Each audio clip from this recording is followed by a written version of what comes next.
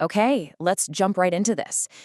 As a local reporter covering the community here in Northern California, you come across a lot of stories, but every now and then one comes along that just literally stops you in your tracks. Today, in this explainer, we're taking a really close look at the shocking and honestly rapidly unfolding events surrounding Miranda's rescue. It's an animal sanctuary right over in Fortuna. Now, this is a story that has completely rattled our local community. It's absolutely devastated animal rescue volunteers all across the state, and it's actually sparked a major felony investigation.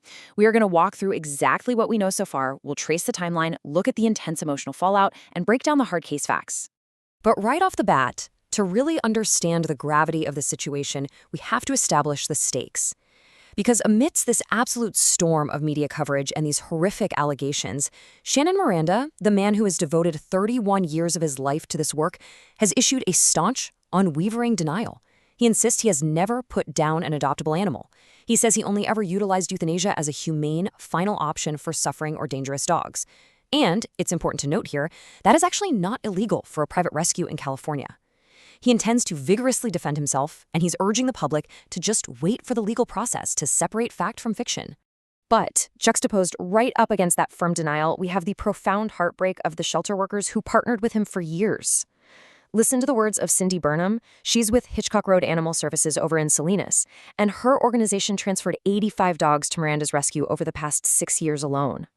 Her words really perfectly capture the absolute betrayal felt by rescue advocates right now.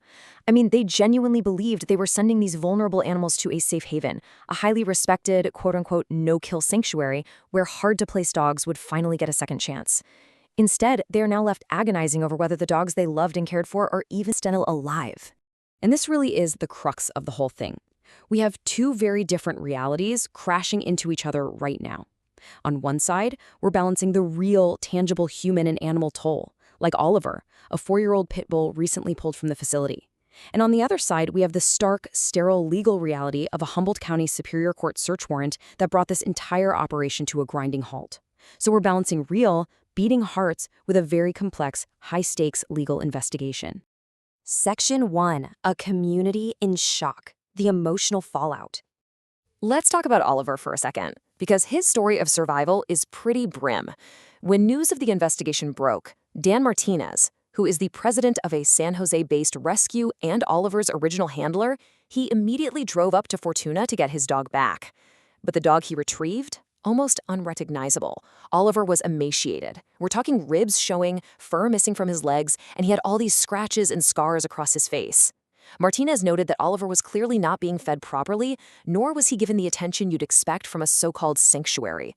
For the volunteers who literally put their blood, sweat, and tears into saving these animals, seeing a dog return in this condition is just their absolute worst nightmare come to life.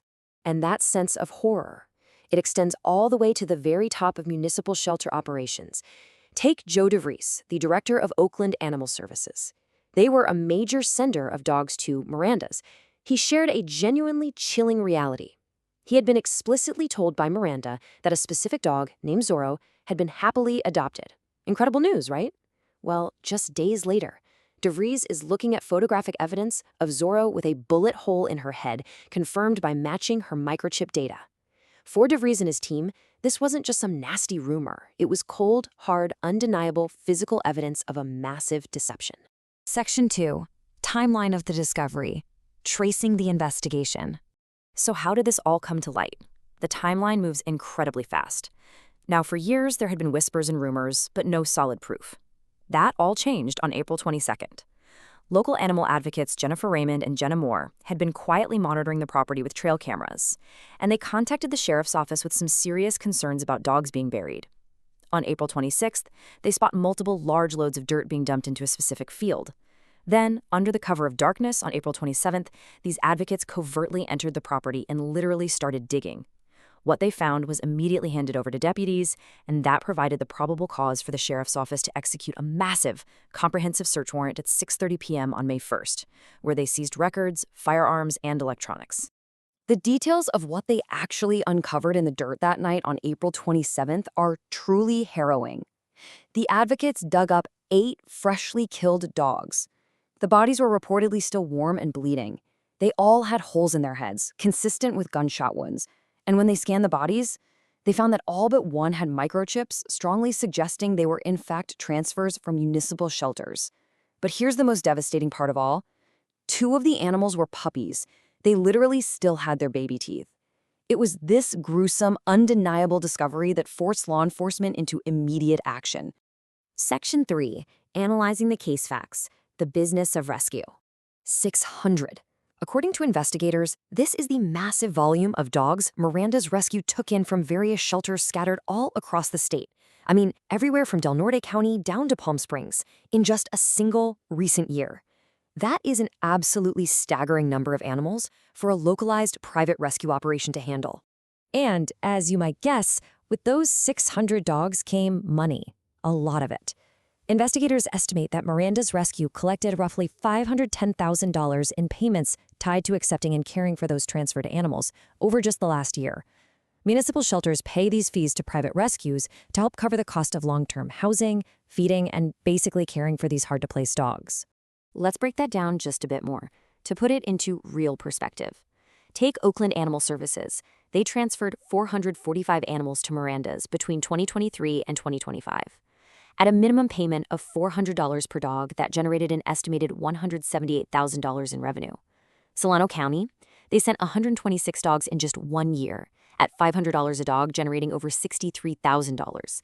We're talking about a vast amount of money changing hands here, which investigators argue created a constant, looming financial incentive to just keep taking in more and more animals.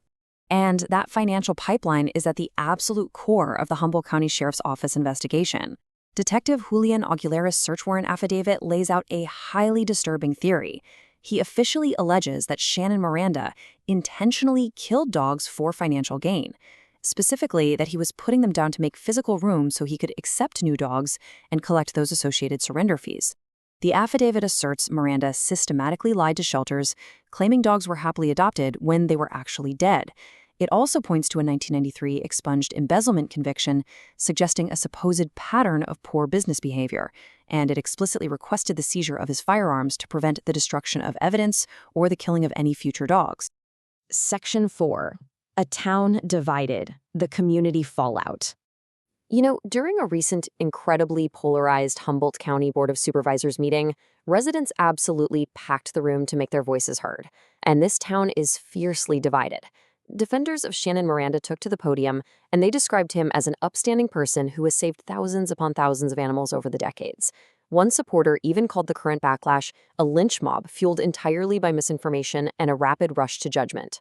But, on the flip side, critics expressed profound outrage. They argue that if these allegations are true, it means countless opportunities to intervene were missed, and vulnerable animals simply vanished through the system for years without anyone noticing.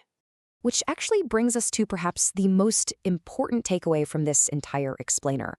You have to ask yourself, how could a system allow hundreds of animals to potentially just vanish? Well, the glaring answer is a total lack of oversight.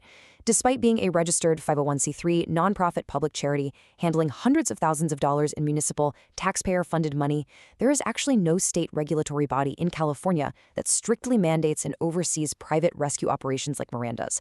They're encouraged to follow guidelines, sure, but they are largely just self-policed.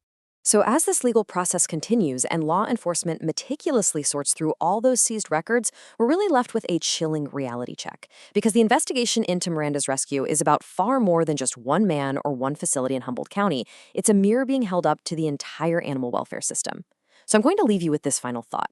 If our current system can theoretically lose track of hundreds of microchipped animals, how on earth do we ensure the safety of our most vulnerable pets once they leave the front doors of a municipal shelter? Thank you so much for joining me for this explainer. Definitely keep your eyes on the news as this develops, and we'll see you next time.